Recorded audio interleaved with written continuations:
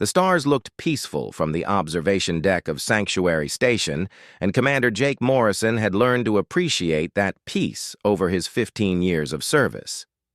The massive station orbited Neptune in a slow, graceful dance, its hundreds of levels housing diplomats and refugees from across the galaxy. Jake walked through the central plaza where species from 20 different worlds conducted their business, negotiated treaties, and sometimes just shared meals in the food courts that served cuisine from 100 planets. This was what humanity had built in 70 years of careful neutrality, and Jake was proud to be part of it. Earth had not always been neutral. Jake remembered the stories his grandfather told him about the First Contact War of 2277, when the Krevan Empire had nearly destroyed humanity in a conflict that lasted 3 brutal months. Humans had been new to the galactic stage then, arrogant and eager to prove themselves as equals to ancient civilizations. The Krevans had taught Earth a harsh lesson about its place in the universe. Thousands of ships destroyed, colonies burned, and Earth itself had come within days of invasion before the Vraxis Union intervened for reasons of their own. The war ended with humanity bloodied and humbled, facing a choice about what kind of species they would become. The choice had been neutrality, not surrender and not isolation, but something more difficult and more valuable. Earth would become the place where all species could meet without fear, where the wounded from any side could receive treatment, where disputes could be resolved without bloodshed. It had taken decades to build that reputation, and every day brought new challenges to maintaining it. Jake had devoted his career to upholding that principle, believing deeply that humanity had found its true purpose among the stars. Captain Lisa Hayes commanded the medical vessel Hope's Light, and her ship had become a legend throughout the galaxy. She had treated Vraxis warriors injured in their honor duels, healed Therian drones suffering from separation trauma, and saved Zenth diplomats from rare diseases their own medicine could not cure. Lisa did not care about politics or allegiances when someone needed help, and that singular focus had saved thousands of lives over her career. She and Jake had served together for years, and they shared the same fundamental belief that Earth's neutrality was not weakness, but wisdom. The 3 major powers of the galaxy each had their reasons for respecting Earth's position. The Therian Collective, a species of billions of minds connected in hive consciousness, valued logical consistency above all else, and Earth had never broken its word in 7 decades. The Vraxis Union, composed of warrior cultures bound by strict honor codes, respected humanity's courage in standing alone without seeking the protection of larger powers. The Zenth Federation, ancient and bureaucratic beyond human comprehension, appreciated that Earth followed established procedures and never tried to change the rules that had governed galactic society for millennia. Ambassador Claire Dixon served as Earth's chief diplomat on the Therian homeworld, a posting that required both intelligence and patience in equal measure. The Therians communicated in ways that could overwhelm individual minds, sharing thoughts and concepts rather than words, and Claire had spent years learning to navigate their unique form of dialogue. She had recently begun noticing subtle changes in the Therian collective consciousness, a growing anxiety about movements along the borders between the Vraxis Union and Zenth Federation. The Therians dealt in probabilities and patterns, and their calculations suggested increasing likelihood of major conflict. Claire sent her reports to Earth's diplomatic corps, but she worried they did not fully convey the urgency she sensed. The galaxy had enjoyed relative peace for decades, with only minor skirmishes and disputes that were quickly resolved. People had grown comfortable with the status quo, believing that the major powers were too invested in trade and cooperation to risk large-scale war. Claire had learned from the Therians that comfort often preceded catastrophe, that patterns invisible to individuals became obvious when viewed through the collective intelligence of billions of minds working as one. Lieutenant Ben Carter ran the small peacekeeping force on Meridian, an agricultural colony in disputed space that no major power officially claimed, but everyone watched carefully. Ben had 20 peacekeepers under his command, and their job was simple in theory, but complex in practice. They ensured that colonists from various species could farm in peace, maintained Earth's neutral presence, and prevented any military forces from claiming the planet. Meridian grew food that fed millions across several systems, and its neutrality was valuable to everyone. Ben had been stationed there for 2 years, and he genuinely loved the quiet routine of helping farmers solve problems and mediating minor disputes between neighbors. The colonists trusted Earth's peacekeepers because humanity had no territorial ambitions and no history of exploitation. Ben knew every family in the main settlement, attended their celebrations, and helped rebuild barns after storms. His second-in-command was Corporal Danny White, a young peacekeeper who had joined Earth's service believing in the mission of neutrality with almost religious fervor. Danny often said that humanity had found something better than military power, that being trusted by everyone was worth more than being feared by enemies. But beneath the surface calm, tensions were building. Jake Morrison received intelligence reports showing increased military activity along contested borders. Vraxis battle groups were conducting exercises in systems they had not visited in years. Zenth Federation fleets were repositioning in patterns that suggested defensive preparations. The Craven Empire, quiet since their defeat 7 decades ago, had been spotted making contact with fringe colonies and independent systems.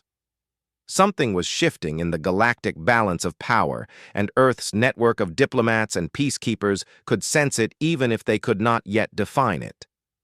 Kevin Torres, a junior diplomat working under Ambassador Dixon, had opened back-channel communications with several Zenth officials who were concerned about Vraxis expansion into what the Federation considered their historical territories.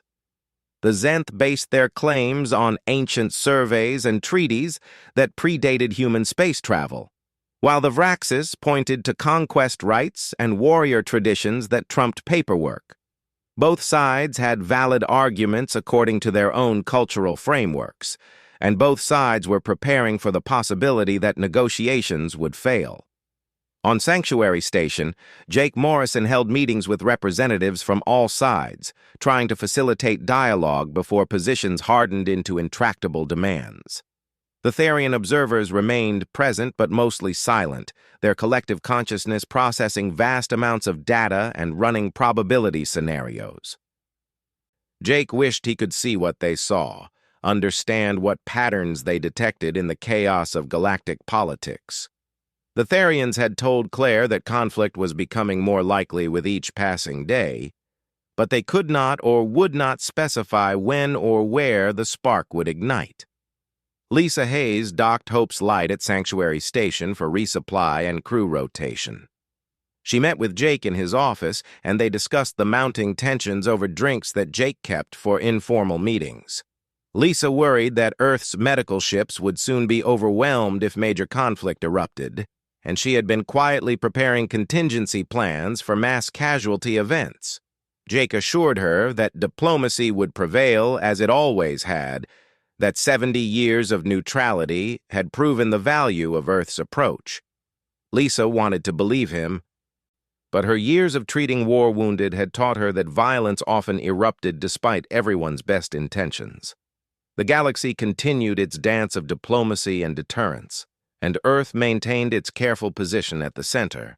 Humanity had built something remarkable in 7 decades, a reputation for fairness and reliability that gave them influence far beyond their military power. Jake Morrison, Lisa Hayes, Claire Dixon, Ben Carter, and thousands of other humans working throughout the galaxy believed in what they were building.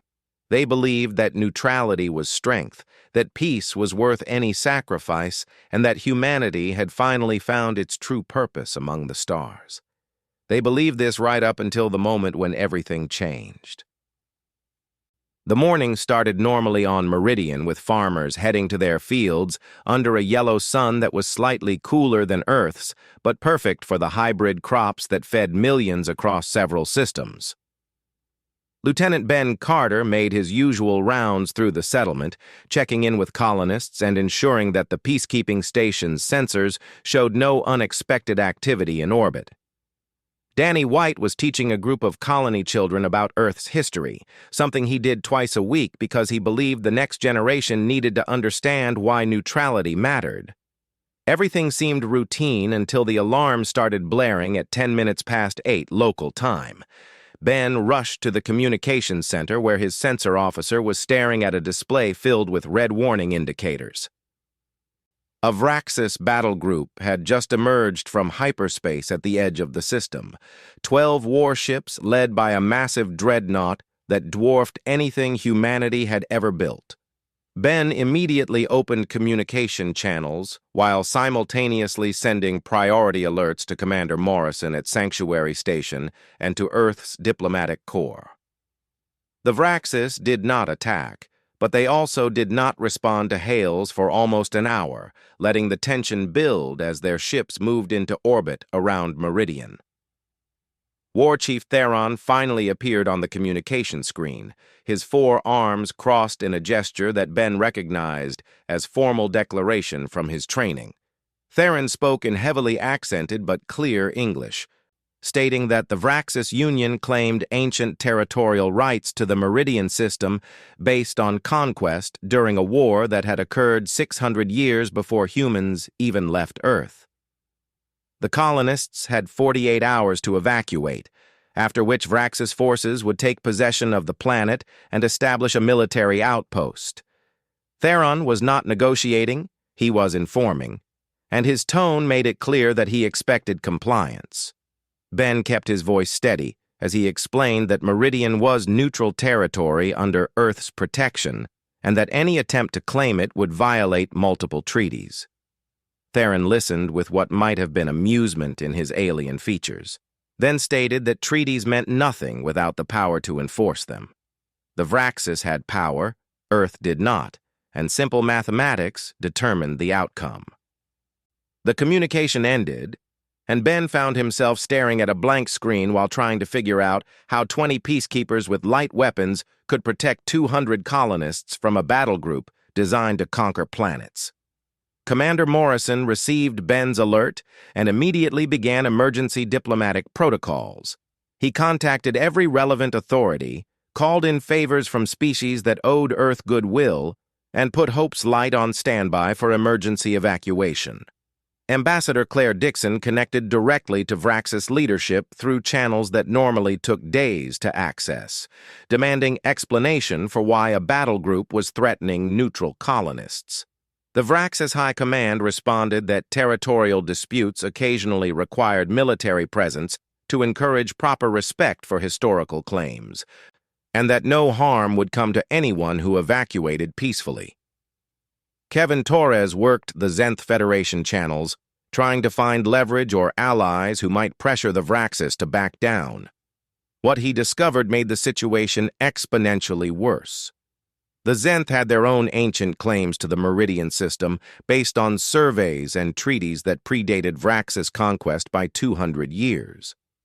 The Zenth considered the Vraxis move to be a direct challenge to Federation authority, and they were preparing their own response. Kevin reported this to Ambassador Dixon, who immediately understood that Meridian was about to become the flashpoint for a war that could engulf multiple systems. The Zenth Federation fleet arrived 36 hours after the Vraxis, matching their numbers ship for ship and taking up positions that turned Meridian into a contested prize between 2 galactic powers. Ben Carter found himself and his peacekeepers standing between 2 massive military forces, each claiming legal and historical right to the planet beneath their feet.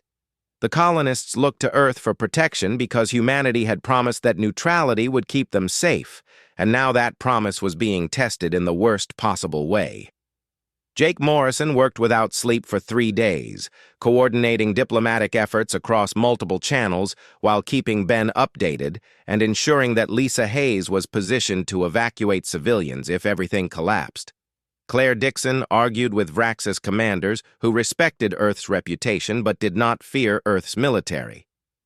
Kevin Torres presented historical evidence to Zenth officials showing that Meridian had been continuously inhabited by neutral colonists for 40 years, which should supersede ancient claims. The diplomats made progress in small increments, getting both sides to agree to talks, Tuyanyan postponed ultimatums, to consider compromise solutions. On Meridian itself, Ben organized the colonists into evacuation groups, while Danny White prepared the peacekeeping station to serve as a shelter if fighting erupted overhead. The farmers went about their work with nervous determination, refusing to abandon crops that represented months of labor and millions of credits in value. Children asked questions that their parents could not answer about why the nice Vraxis traders who sometimes visited were now pointing guns at their homes. Ben tried to project confidence while privately calculating how long his station's shields would last against even a single stray shot from the weapons currently charged and ready in orbit. The young Vraxis officer's name was Kenth, and he was serving his first combat posting aboard the Dreadnought's Weapon Control Center. Kenth had trained extensively in simulation, but had never faced real combat, and the tension of sitting in contested space with Zenth ships across from him was overwhelming his careful preparation. When his sensors showed what appeared to be a power spike from the Zenth formation, Kenth interpreted it as weapons charging for an imminent attack. He reported this to his immediate superior, who was in the middle of a shift change and distracted by the chaos of a capital ship at battle stations. The miscommunication cascaded through multiple levels of command in the space of 90 seconds. Kenth's report was confirmed by another junior officer who saw the same sensor reading and drew the same conclusion. The weapons officer authorized defensive response, believing he was preventing a Zenth first strike. The missile spread launched before War Chief Theron even knew his ship was firing. 6 high-explosive warheads intended to destroy what Kenth had identified as a Zenth weapons platform. The target was not a weapons platform. The sensor reading had been a routine power fluctuation in the Zenth fleet's shield grid, something that happened dozens of times per day and meant nothing. What Kenth had actually targeted, through a combination of sensor error and panic-driven misidentification, was the colony's main settlement, where 200 civilians were going about their daily lives under the theoretical protection of Earth's peacekeepers. Ben Carter had exactly 7 seconds of warning when his sensors detected the missile launch and calculated trajectory. He did not hesitate or consider options. He simply acted on training and instinct. Ben ordered all power to shields, knowing it would not be enough, but hoping it might buy seconds for civilians to reach shelters. He opened station-wide communication and screamed for everyone to take cover.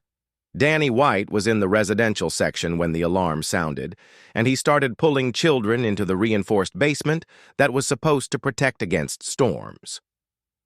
The missiles hit the peacekeeping station first because it was positioned between the Vraxis ship and the settlement. Ben's shields absorbed 2 missiles and deflected a third, buying precious seconds before the station's power grid overloaded and failed. The explosion tore through the command center where Ben and 12 of his peacekeepers were trying desperately to extend the shield coverage over the residential areas. There was no time for last words or dramatic gestures. They were simply there one moment and gone the next, vaporized by weapons designed to crack planetary fortifications. The remaining 3 missiles struck the agricultural domes where colonists had taken shelter, believing the reinforced structures would protect them. The domes were designed to withstand storms and equipment malfunctions, not military weapons. The first dome exploded in a fireball that killed 40 people instantly. The second dome collapsed as its support structure failed, crushing another 30 colonists under tons of debris and shattered glass. The third missile detonated in the residential section where Danny White had just managed to get 18 children into the basement shelter. Danny felt the building shake and heard screaming from above. He kept the children calm while debris rained down and the air filled with dust that made breathing difficult. When the shaking stopped, Danny led the children up through rubble that had been homes and shops minutes before. The scene was beyond anything his training had prepared him for. Bodies and wreckage mixed together while survivors stumbled through smoke calling for family members. Danny started pulling people from collapsed buildings, finding 3 children alive in one basement and an elderly Zenth couple trapped under a beam in another. War Chief Theron immediately ceased all hostile actions and opened emergency channels to both the Zenth fleet and to Earth's forces. He transmitted full tactical logs showing the accidental launch and placed Kenth under arrest. The Zenth Federation withdrew its fleet, not wanting to be associated with the tragedy. Captain Lisa Hayes brought Hope's Light into orbit within the hour and began emergency medical operations. Jake Morrison arrived 2 days later to oversee recovery efforts and the formal investigation. The final count was devastating. Ben Carter and 17 of his 20 peacekeepers were dead. 73 colonists had been killed instantly, including 22 children. Another 48 were injured, some critically. The agricultural infrastructure that fed millions was heavily damaged. But beyond the numbers, something else had been destroyed that was harder to quantify. The colonists had trusted Earth's protection, had believed that neutrality would keep them safe, and now they buried their dead while trying to understand how everything had gone so wrong so quickly. The galaxy held its collective breath in the days following the Meridian incident, waiting to see how Earth would respond to the deaths of its peacekeepers and the colonists they had sworn to protect. War Chief Theron personally delivered a formal apology to Commander Jake Morrison, transmitting full tactical logs that proved the launch had been accidental and immediately offering reparations to Earth and to the families of those killed. The young officer Kenth was held in custody facing courts-martial under Vraxis military law, which would likely result in execution according to their honor codes. The Vraxis High Command issued statements of regret and promised reforms to prevent similar accidents. President Helen Wade convened the United Earth Council in emergency session, and the debate that followed would determine humanity's course for generations. The chamber was packed with observers, and billions watched the proceedings through live feeds transmitted across Earth and its colonies. Some council members argued passionately for military retaliation, pointing out that Earth's reputation for neutrality meant nothing if it could not protect its own people. They cited historical examples of powers that were destroyed because they appeared weak, because they allowed aggression to go unpunished, because they chose peace when justice demanded action. Other council members countered that revenge would betray everything humanity had built in 70 years of careful diplomacy. They argued that the incident was clearly accidental, that the Vraxis had taken full responsibility and offered appropriate restitution, and that abandoning neutrality would drag Earth into the very conflicts they had wisely avoided for decades. War would mean choosing sides between galactic powers, making enemies of those they did not support, and risking Earth's security for the satisfaction of striking back against a tragic mistake. President Wade listened to hours of debate before speaking. Her voice carried the weight of grief and responsibility as she addressed both the council and the watching billions. She spoke about Ben Carter and the 17 peacekeepers who died protecting civilians, about the 73 colonists whose only crime was trying to farm in peace, about the children who would never grow up. She acknowledged the rage and sorrow that every human felt at such senseless deaths. Then she made her decision. Earth would accept the Vraxis apology and reparations. There would be no military response. Humanity had chosen neutrality 70 years ago after nearly being destroyed in the First Contact War, and that choice had brought them prosperity and respect across the galaxy. One terrible accident, no matter how tragic, could not be allowed to undo decades of careful diplomacy. Earth would mourn its dead, would demand reforms and safeguards to prevent future incidents, but would not abandon the principles that made humanity unique among the stars. The vote was close but decisive. Earth's official response emphasized the accidental nature of the incident, accepted Vraxis accountability, and called for all parties to redouble efforts toward peaceful resolution of territorial disputes. The reparations would fund rebuilding Meridian and provide compensation to families of the dead. President Wade gave speeches about choosing the long view of history, about being better than the cycle of violence that consumed other species, about proving that civilization could triumph over base instincts for revenge. Jake Morrison received his orders and followed them, though his personal feelings were more complex. He had known Ben Carter for years, had recruited several of the dead peacekeepers personally, and had spent 3 days on Meridian helping identify bodies and comfort survivors. Part of him wanted to see Vraxis ships burning in retaliation, but another part understood the logic of Earth's decision. Starting a war over an accident would not bring anyone back, would likely kill many more, and would destroy everything humanity had built. He returned to Sanctuary Station and continued his work, though the enthusiasm that had once driven him felt hollow. Captain Lisa Hayes struggled more openly with Earth's response. She had treated the wounded at Meridian, had held dying children while their parents screamed, had tried desperately to save colonists whose injuries were simply too severe. The clinical part of her understood that the Vraxis had not intended the attack, that young Officer Kent was himself a victim of poor training and bad luck. But the human part of her wanted someone to pay for what had happened, wanted the Vraxis to feel consequences beyond paperwork and apologies. The most devastating reaction came from the peacekeepers who survived. Corporal Danny White had pulled 3 children from rubble before the second dome collapsed, had worked for hours treating wounded while waiting for medical ships to arrive, had done everything possible to save lives. When Earth announced its decision to accept the Vraxis apology without military response, Danny felt something break inside him. He had believed deeply in Earth's mission of neutrality, had preached to others about the wisdom of choosing peace, had devoted his career to the principle that humanity could be trusted by all sides. Danny submitted his resignation 3 days after the announcement. His letter was brief and devastating in its simplicity. He could no longer serve a government that valued diplomatic relationships more than the lives of its own people. He could no longer tell colonists that Earth would protect them when that protection apparently meant accepting apologies after they were already dead. He understood the arguments about neutrality and long-term thinking, but understanding did not equal agreement. Danny left the service and returned to Earth, where his resignation became a rallying point for humans who believed their government had made the wrong choice. The galaxy interpreted Earth's response in ways that humanity's leaders had not anticipated.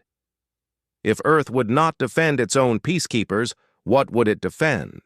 The reputation for neutrality that had taken 70 years to build began to look less like wisdom and more like weakness. Ambassador Claire Dixon noticed the change in her meetings with Therian collective consciousness. They still respected Earth's logical consistency, but their probability calculations now assigned lower weight to human intervention in future conflicts. Earth had proven it would not fight even when directly harmed. The Zenth Federation quietly revised its assessment of humanity's strategic value.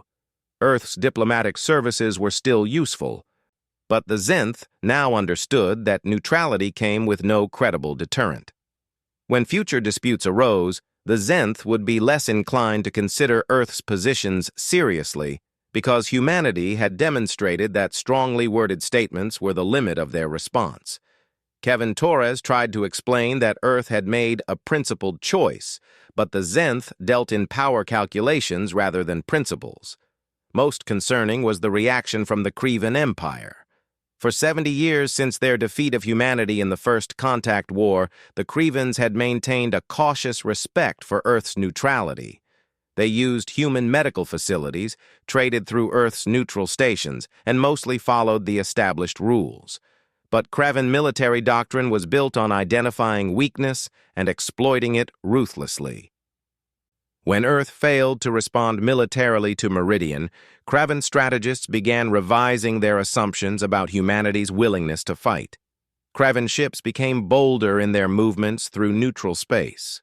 They pushed boundaries of established treaties, testing to see what violations would provoke response.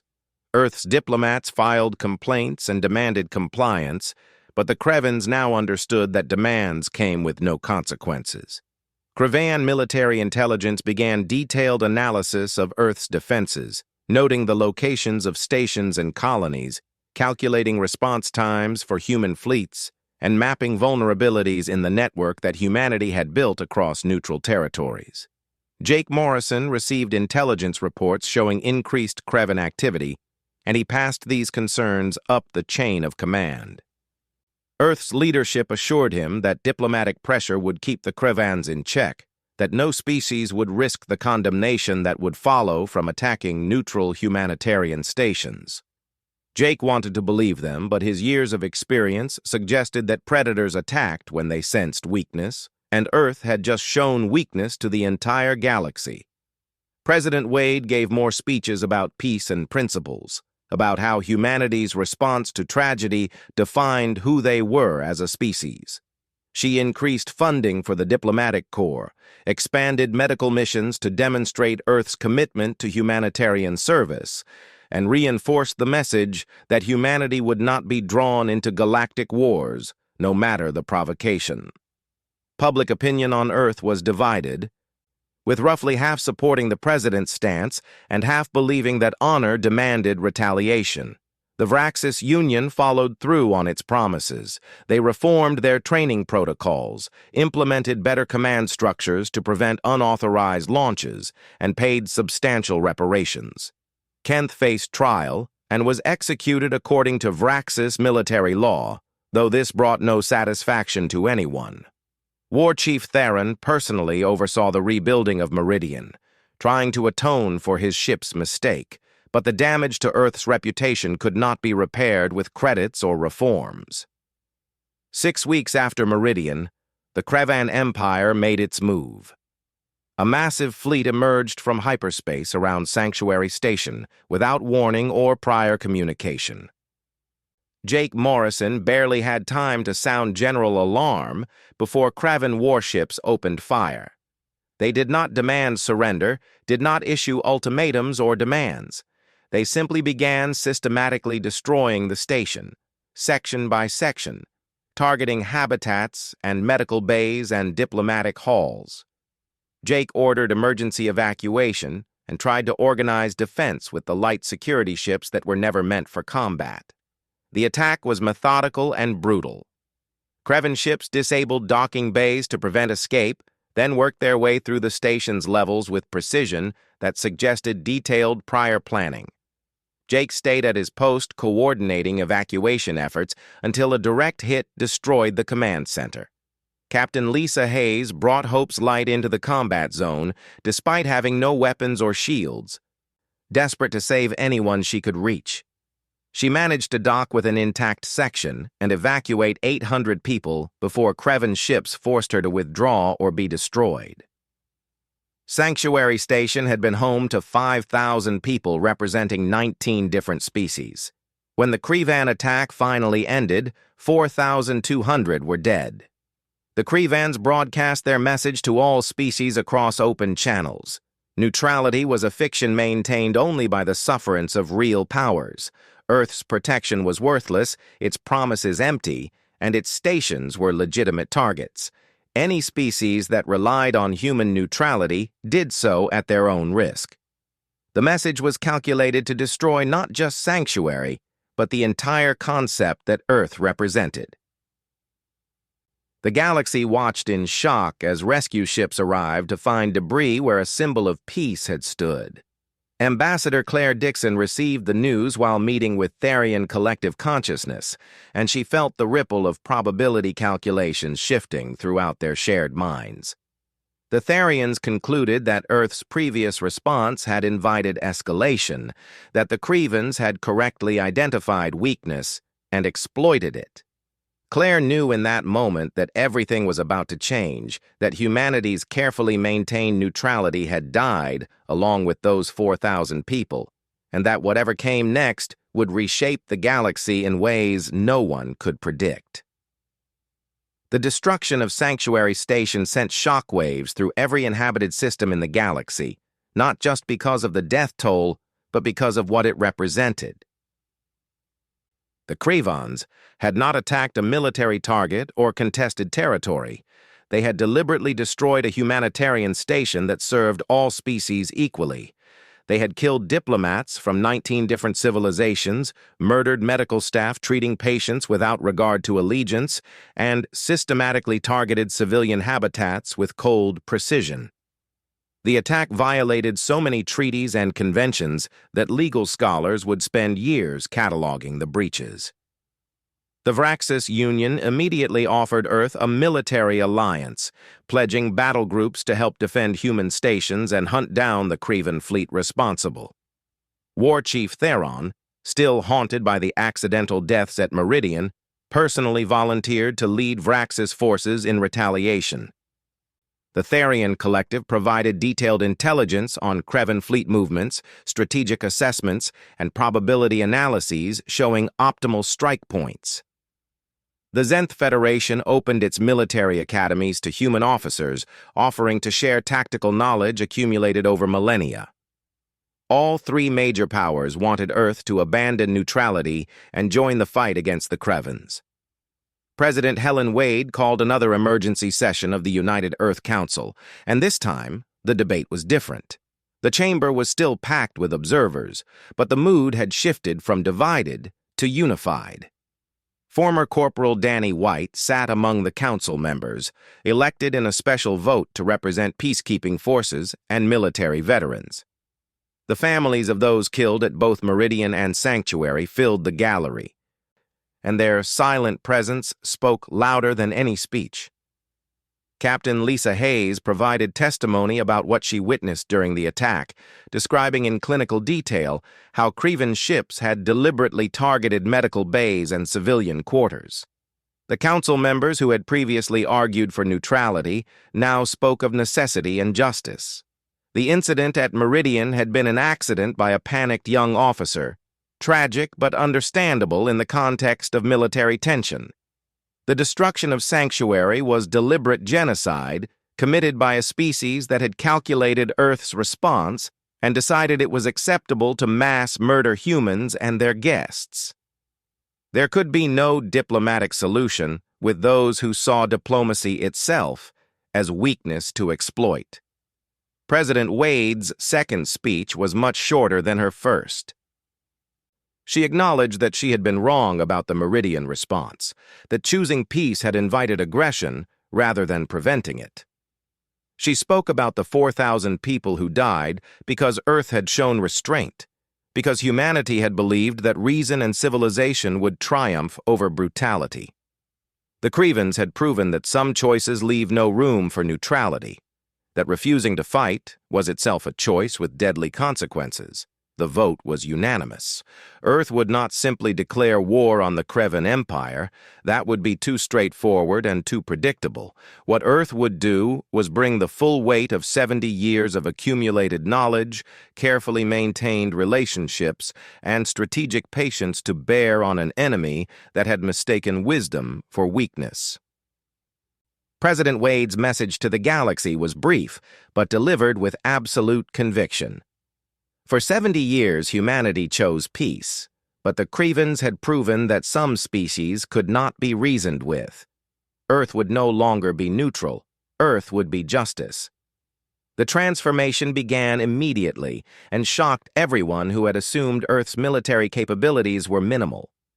Hidden shipyards throughout the Sol system activated at full capacity, facilities that had been built over decades under the guise of defensive preparations.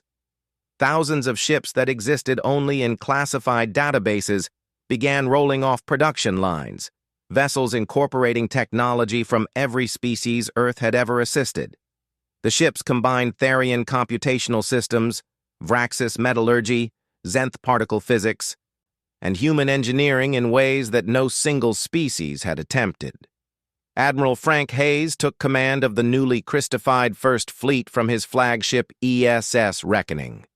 Frank was Lisa Hayes' older brother, and the destruction of Sanctuary while his sister barely escaped had given him very personal motivation for what came next. The Reckoning was a dreadnought-class vessel that matched Crevan capital ships in size, but exceeded them in every technical specification. Its weapons could reconfigure for different enemy shield types, its armor used adaptive materials that redistributed impact force, and its computational core processed tactical data faster than most species could think. Frank had spent 20 years in Earth's defense forces, rising through ranks in a military that everyone assumed was token deterrent rather than serious combat power. He had studied every major conflict in galactic history, analyzed the tactics of every species, and trained officers who shared his understanding that neutrality only worked if backed by credible ability to defend it. Frank had argued against the Meridian decision, had predicted that weakness would invite aggression, and now found himself proven right in the worst possible way.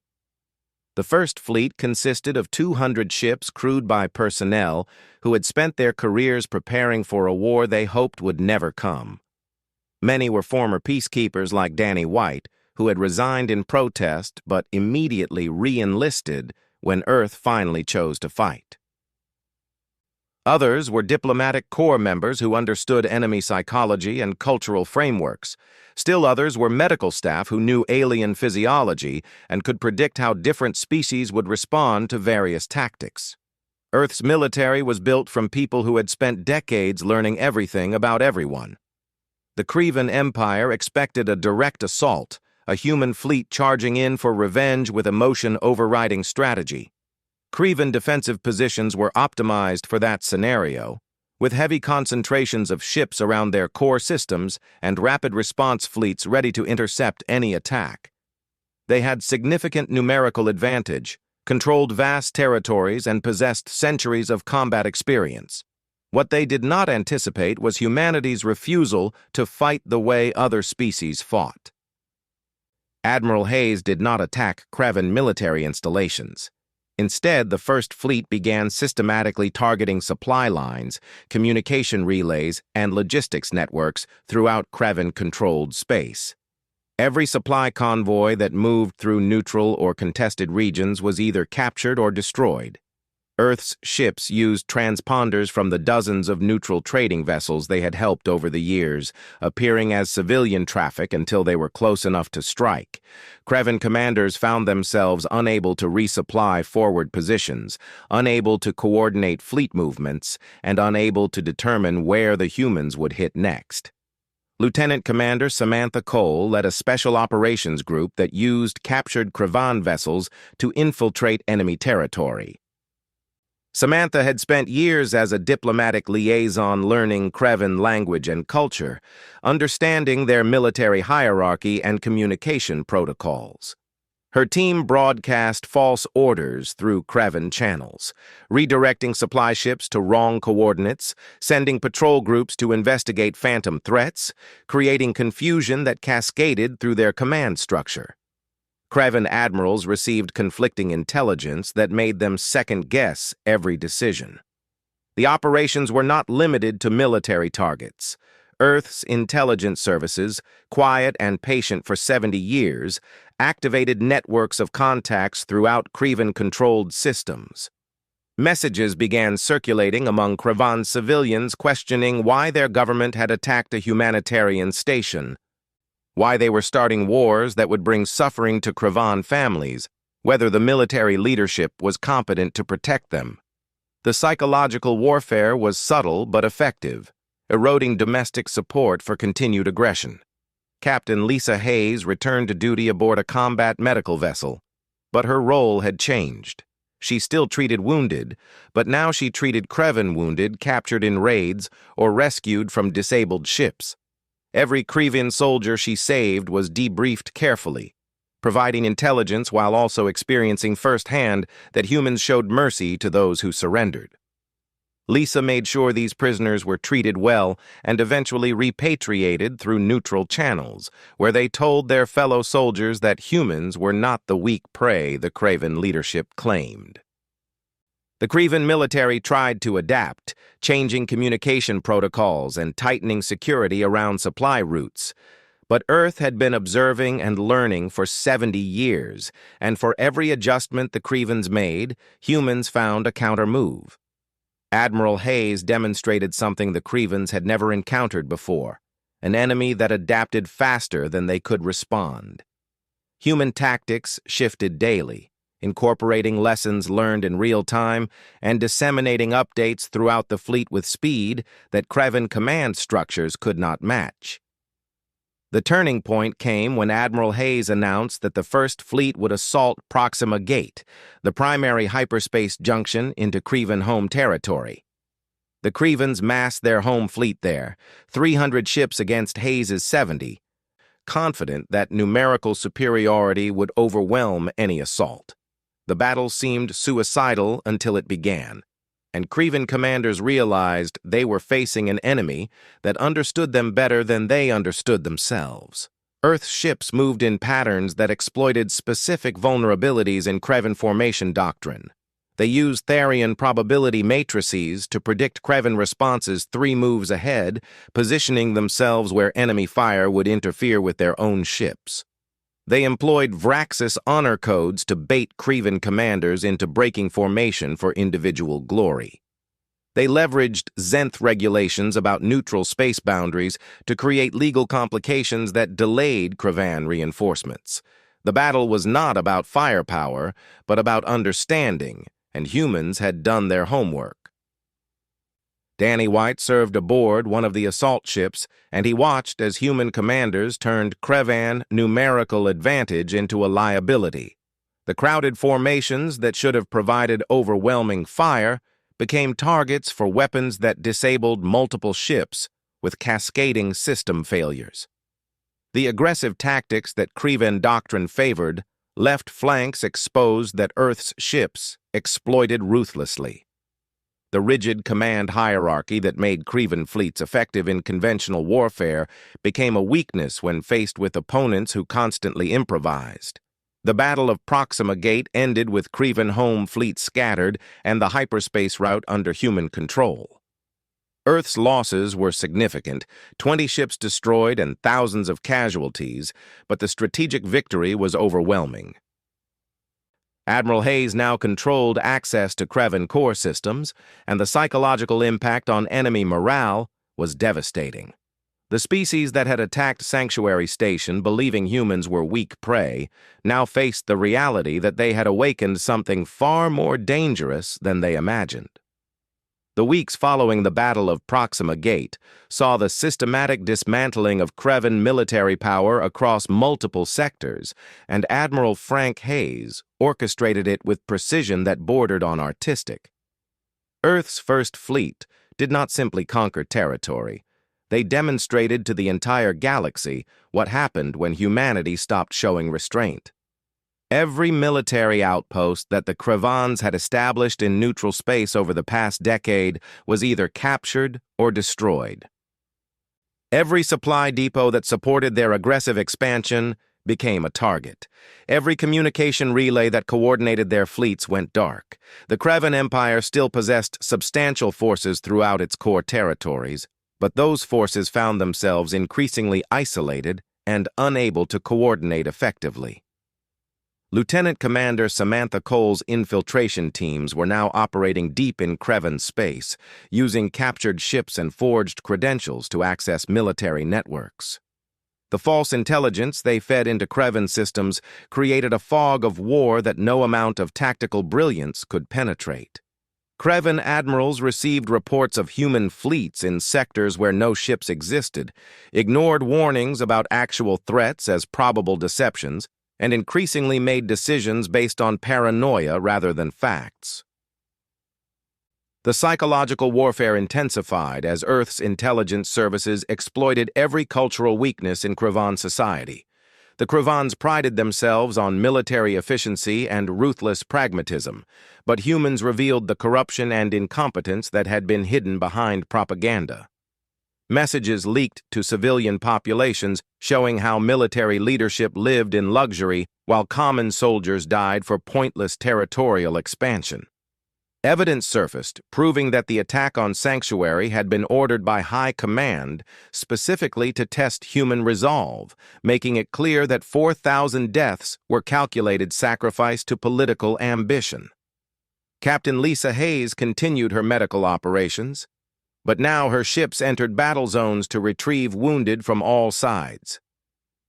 The Krevan soldiers she treated told stories when they returned home, accounts of human doctors who worked desperately to save Krevan lives while their own species mourned thousands of dead. The cognitive dissonance was intentional and effective, forcing Krevan civilians to reconcile propaganda about weak humans with reality of an enemy that showed more honor than their own government.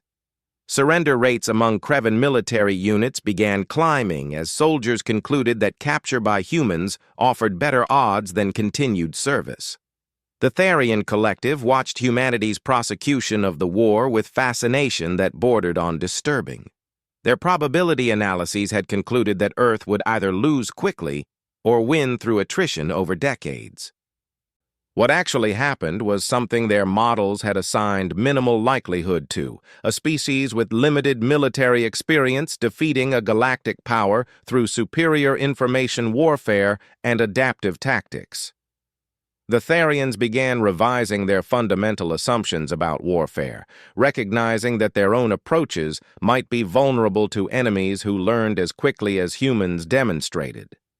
The Vraxis Union observed with respect that gradually turned to concern.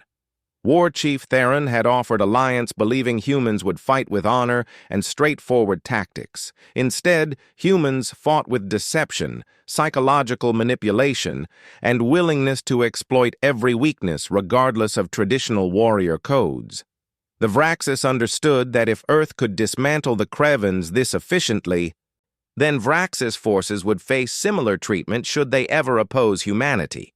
The species that had seemed like honorable peacekeepers now revealed themselves as potentially the most dangerous military force in the galaxy. The Zenth Federation maintained careful neutrality while quietly updating their strategic assessments of human capabilities. Kevin Torres, now promoted to senior diplomatic status, used his relationships with Zenth officials to ensure they understood Earth's actions as specific response to Krevan aggression rather than general template for future behavior. The Zenth appreciated precision and proportionality, and Kevin worked to frame Earth's military operations as carefully calibrated justice rather than indiscriminate revenge. His efforts helped maintain broader galactic support while humans prosecuted their war. Admiral Hayes assembled the entire First Fleet for the final operation, positioning 200 ships in orbit around the Krevan homeworld. The display of force was deliberately overwhelming, a statement that Earth could have destroyed the planet if revenge was the objective. Instead, Hayes opened communication channels and broadcast his message to every Krevan on the planet below and throughout their remaining territories. The message was translated into Krevan language with perfect grammar, delivered with understanding of their cultural frameworks, and impossible to dismiss as misunderstanding. 70 years ago, the message began, "Humanity chose neutrality because war with the Krevan Empire had nearly destroyed human civilization.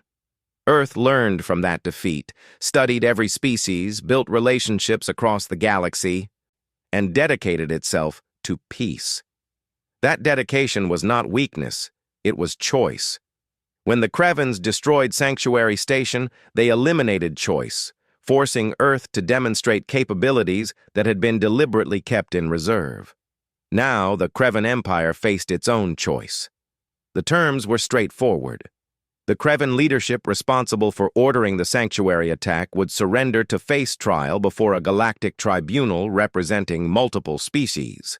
The Krevan military would withdraw from all neutral territories and disputed zones. Reparations would be paid to victims' families from both Sanctuary and Meridian. Krevan society would undergo monitored reforms to ensure civilian oversight of military operations. In exchange, Earth would cease offensive operations, assist in rebuilding damaged infrastructure, and support Krevan reintegration into galactic community under terms enforced by multiple powers. Refusal meant continuation of systematic destruction of Krevan military assets until surrender became inevitable. Admiral Hayes made it clear that Earth's forces could maintain operations indefinitely, that every day of resistance would cost the Krevans more ships and more lives, and that human victory was mathematical certainty rather than optimistic projection. The choice was whether the Krevan Empire ended through negotiated settlement or through complete military collapse that would leave their civilization vulnerable to other predators. The Krevan Emperor convened his military council and reviewed tactical assessments that all reached the same conclusion. Earth had decisively won the war through methods that Krevan doctrine had no effective counter for. Every military operation the Krevans attempted was anticipated and countered. Every strategic move was met with response that suggested humans understood Krevan thinking better than they understood themselves. Continued resistance would be suicide, and surrender under current terms was more generous than the Krevans would offer if positions were reversed. The Emperor broadcast his acceptance of terms, and Admiral Hayes kept his word. Earth's offensive operations ceased immediately, and human ships began assisting with recovery efforts in systems damaged during the fighting. The trials that followed were conducted under galactic law, with representatives from multiple species ensuring fairness. The Krevan officials who ordered the sanctuary attack faced justice, while common soldiers who had simply followed orders received clemency. The process took months, but it established precedent that war crimes would be punished regardless of species or political power. Captain Lisa Hayes oversaw medical operations during the transition, treating wounded from final battles and helping establish hospitals in regions where infrastructure had been destroyed. She worked alongside Krevan doctors, training them in techniques that could save lives and building relationships that would support long-term peace. The work was exhausting and emotionally complex, caring for people whose government had killed her colleagues, but Lisa understood that peace required more than military victory. Danny White returned to peacekeeping service, but in a very different role than before. He led the reformed Peacekeeper Corps that combined humanitarian mission with credible military deterrent. The new peacekeepers were trained in combat as well as diplomacy, capable of defending those under their protection while preferring negotiation. Danny stationed himself at the rebuilt Meridian colony, where his presence reminded everyone of the cost of assuming Earth's protection was meaningless. Ambassador Claire Dixon helped negotiate the Galactic Accord, a new treaty framework that acknowledged uncomfortable truth about neutrality. Sometimes being neutral required ability to enforce that neutrality through force. Earth would continue serving as mediator and humanitarian provider, but the galaxy now understood that human mercy came with capability for decisive action if that mercy was abused. The Accord established protocols for protecting neutral zones with military force when necessary, fundamentally changing galactic approaches to peacekeeping. The rebuilt Sanctuary Station, designated as New Sanctuary, was larger and far better defended than its predecessor. Admiral Hayes served as its first commander, overseeing both diplomatic operations and military protection. The station's design incorporated lessons learned from its destruction, with redundant systems, evacuation capabilities, and defensive weapons that could repel attackers while help arrived. The galaxy understood that New Sanctuary represented Earth's commitment to both peace and readiness. President Helen Wade addressed the United Earth Council one final time regarding the Kreven conflict. She acknowledged her error in responding to Meridian with pure diplomacy, accepted responsibility for the deaths at Sanctuary that her decision may have encouraged, and explained what humanity had learned. Peace required both the moral authority to mediate and the capability to enforce justice when mediation failed. Earth had possessed moral authority but neglected military capability, making neutrality look like weakness. Now humanity had both, and the galaxy was safer for it. The Kreven Empire underwent significant internal reforms, with civilian government gaining real oversight of military operations. Many Krevens resented the imposed changes, but others recognized that their aggressive leadership had nearly destroyed their civilization. Relations between Earth and the Kreven homeworld remained tense but functional, with younger generations on both sides building connections through trade and cultural exchange. Time would heal some wounds, though the memory of Sanctuary would never completely fade. Major Danny White stood in the memorial garden aboard New Sanctuary, where names of those killed at both Meridian and Old Sanctuary were carved into living wood brought from Earth. The garden was maintained by volunteers from multiple species, a living reminder of what had been lost and why it mattered. A young Kreven approached Danny hesitantly, one of many who now served aboard the station as part of his species' reparations. The Kreven asked why humans memorialized their dead but also allowed former enemies to work alongside them. Danny considered the question carefully before answering. Earth remembered what neutrality had cost, both the lives lost at Meridian when humans showed restraint, and the lives lost at Sanctuary when that restraint was interpreted as permission for aggression. But Earth also remembered what abandoning principles would cost, becoming the very thing they fought against, letting revenge override justice. The galaxy had learned that humanity's patience had limits, that mercy was not weakness, and that wrath, when finally ignited, was terrible in its precision.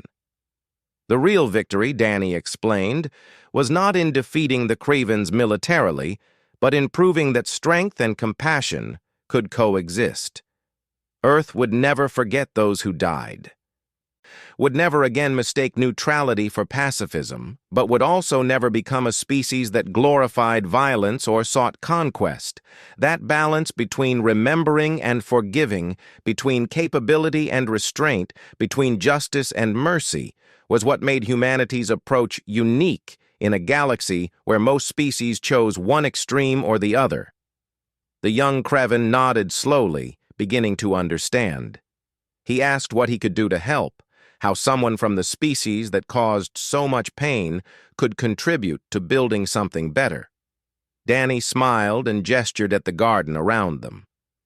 "Start by caring for these plants," he said, "by learning the names of those who died, by making sure that memory informs the future rather than poisons it." Everyone had to choose whether to repeat the cycles of violence that defined galactic history or build something different. Earth remained neutral in most galactic conflicts, serving as mediator and humanitarian provider as it had for 70 years. But neutrality now came with clear understanding throughout the galaxy. Humanity would exhaust every peaceful option first, would offer mercy to those who showed good faith, and would work tirelessly to resolve conflicts through dialogue. However, those who mistook patience for weakness, who attacked the innocent believing Earth would not respond, who treated human protection as worthless, would discover that patience had limits and that wrath when earned was absolutely deserved. The galaxy would never be the same after the brief, terrible war that humanity fought with surgical precision and overwhelming effectiveness. Earth's military returned to reserve status, its ships maintained and ready, but not actively seeking conflict. The peacekeepers deployed throughout neutral space now combined humanitarian mission with credible ability to defend those under their protection. The diplomatic corps negotiated from position of respect, earned through demonstrating that human words were backed by human capability. Years passed, and the immediate wounds healed, but the lessons remained. New species joining the galactic community learned Earth's history as cautionary tale about the cost of assuming peaceful intent meant inability to fight. The major powers maintained careful relationships with humanity, valuing Earth's mediation while respecting the military capability that had been revealed. The Krevan Empire slowly rebuilt its reputation under reformed leadership, though they would never regain the aggressive confidence that had led them to attack Sanctuary. Commander Jake Morrison's name was added to the memorial garden, along with those of 4,000 others who died because humanity had chosen peace when the galaxy needed justice. Their deaths were not meaningless, Danny White believed, because they taught Earth the lesson that changed everything. Neutrality required both the wisdom to prefer peace and the courage to fight when peace was no longer possible. Earth had learned that lesson in the most terrible way imaginable, paid for it with thousands of lives, and emerged as a species that understood balance between idealism and pragmatism.